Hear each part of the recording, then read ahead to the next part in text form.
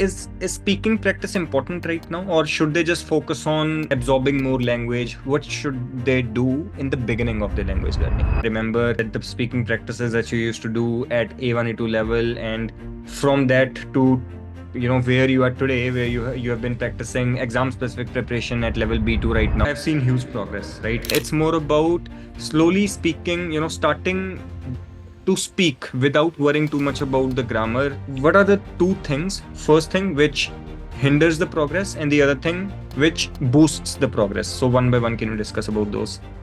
Welcome, Pooja. Thank you so much for being in this video today. I wanted to bring you to my YouTube channel because I want to motivate other students as well into start speaking, because you've been someone who have shown a great progress in speaking. Because I remember that the speaking practices that you used to do at A1 A2 level, and from that to where you are today, where you have been practicing exam specific preparation at level B2 right now, doing the exam prep with Frenchify. I've seen huge progress, right? So if I show you one of your older videos when you used to practice your speaking. J'ai étudié pour 3 heures et après puis je me bossais là-dedans, tu sais quoi, j'ai une bonne nouvelle pour toi. J'ai vu une affiche très intéressante dans le journal et dès que je l'ai lu, j'ai immédiatement pensé à toi car je sais que tu es chômeur en ce moment et et que tu recherches pour un nouveau job.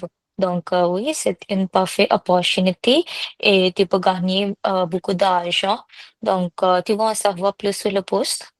Oui, oui, bien sûr, c'est quoi? Yes, Pooja, let's talk about this whole progression, starting from the place where you were getting blank and you were not able to think about any word in French properly, and you were like getting stuck a lot of times, to this where you are now not only doing exam prep, but you're also explaining your ideas in detail. You are properly able to say what you want to say according to the exam.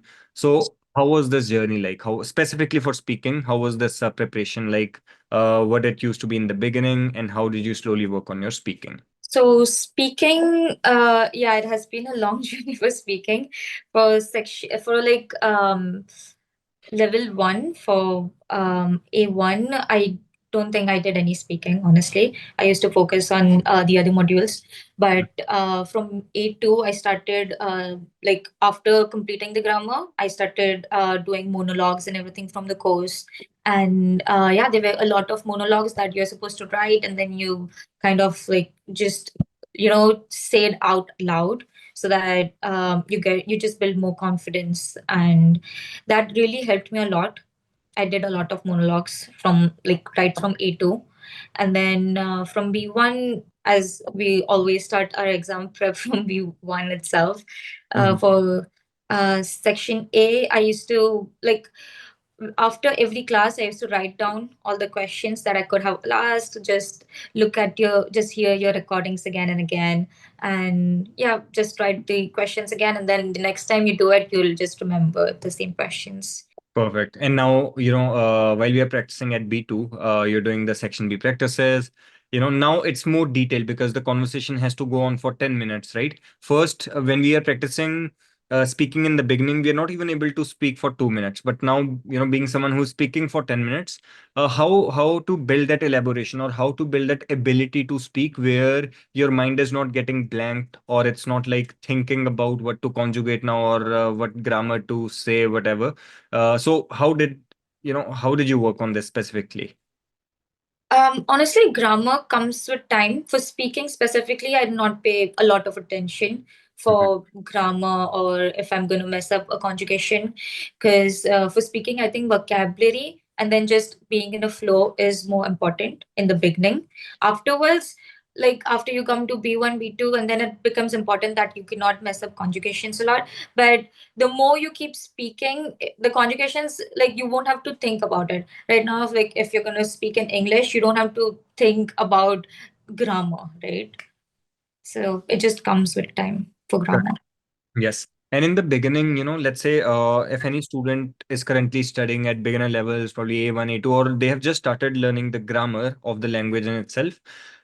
Is speaking practice important right now, or should they just focus on absorbing more language? What should they do in the beginning of the language learning? I think it's fine. And like for the beginning, I think grammar is more important. So that once you know grammar, start diving into listening and reading. That is more important compared to speaking. If you like compare it, I think speaking can be done afterwards and you can have a like faster progress. But for listening and reading, it takes time. So I think for even at two, we should be doing listening and reading more, and then gradually we can go on to speaking. Because like speaking is like in 1 week you do speaking continuously, and then you'll start seeing improvements. For listening and reading, it'll take time. So Yeah, correct. And when you started doing some monologue practices in A2 itself, after how much time did you start seeing improvements in terms of that? Oh, now I'm able to formulate sentences. Earlier, my mind was getting blank. I was not able to think in French, but now, like, I'm able to say something in French. So that switch in itself is a very, very big thing, right? So, how long it took? And after how much practice and what specific practice did it take you to go to that phase?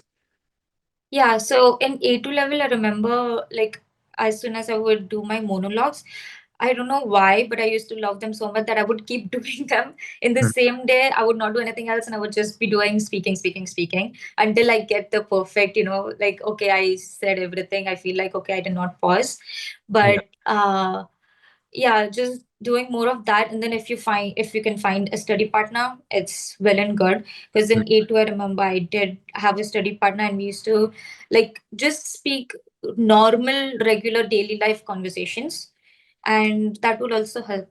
Yeah. Yeah, because that is very important, in order to just build the comfortability with the language.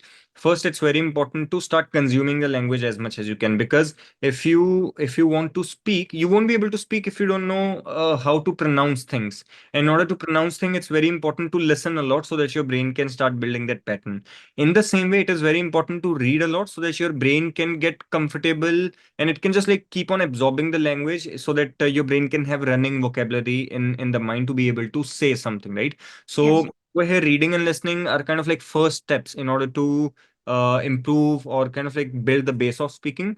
And then it's more about slowly speaking, starting to speak without worrying too much about the grammar, like as you were saying as well, that grammar builds over the time, it automatically gets corrected. Yeah. uh, and monologues is something which really helps to do that, because once you pick a topic, once you try to explain that topic, and obviously if you're doing that with a study partner, just talking about day routine in itself, and journaling your day really helps your brain to be more comfortable into formulating the basic sentences and the regular useful sentences. So that's a very good advice. And what are the changes that happened in B1, B2, when you started doing the exam prep?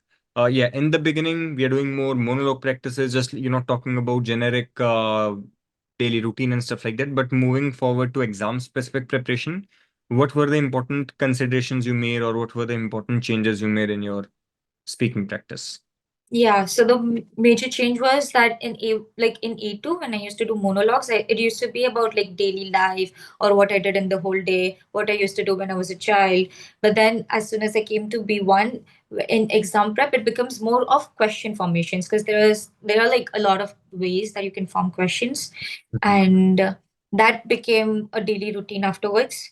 Mhm. So more different type of questions and what else we can ask for the like publicities and everything. That became a daily routine, and of course after every class just watching or just hearing the recording and then just writing more questions, or even like listening to others, you'd get more ideas and then just taking all the ideas in once. Yeah. Yeah. And how much important it is to go back to your own recordings and videos and correct them, because I know it is very, very important, because Right. that's the only way. Because like what happens is, when we are doing speaking practice, our brain is not able to speak. Why? Because it would like to correct all the grammatical mistakes while it is speaking, but that is not possible. So that is the reason, why it is important to go back into your recorded video so that you're able to correct the grammar and make changes to your scripts or make changes to your expressions afterwards. So Exactly. yeah, for you, how important it was and how much like did you see any progress? How was that progress like? Definitely, that is very important because I would like just listen to all of my recordings, and then I would know what my grammar mistake is, where I'm making big pauses, where like in what kind of publicities am I not able to speak something, or also like of course we get a lot of feedback, but because they are also like answering and questioning, like they cannot write everything down. There's like you need to listen to your own recordings to know that where you are making a mistake. Sorry. So yeah, Pooja, now because you are doing exam specific preparation, you are at a fluent level literally. Now, what are the two things? First thing which hinders the progress, and the other thing which boosts the progress. So one by one, can you discuss about those? Yeah, of course. So I think if you just focus a lot on grammar and like while speaking, if your head keeps going to conjugations and thinking about, oh, I made a mistake here or there, I think that kind of slows down your progress. So just try to keep going in a flow.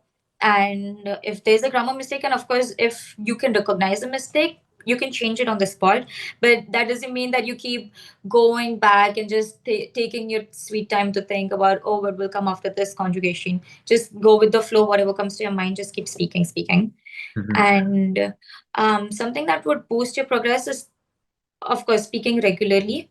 mhm, Just make I guess just make a calendar, make a schedule, and stick to it. If start with like 30 minutes, 20 minutes, be like, okay, this much time I'm going to speak by myself, this much minutes I'll speak with my friends, this much minutes I'll give to just like doing, just listening to my list, to my speaking monologues or whatever. And yeah, that really helps. mhm. So I think after every class, after every practice, it is very important to go back and just do it again. Yeah, correct. Okay, Pooja. So, now you are learning French, and probably a lot of your friends are also learning French as well. Do you have any advice for your friends or any French learner? Now, this is not specifically for speaking, but generally for those who have started learning French or those who are planning to learn French. What advice would you give them so that they can, be successful in this?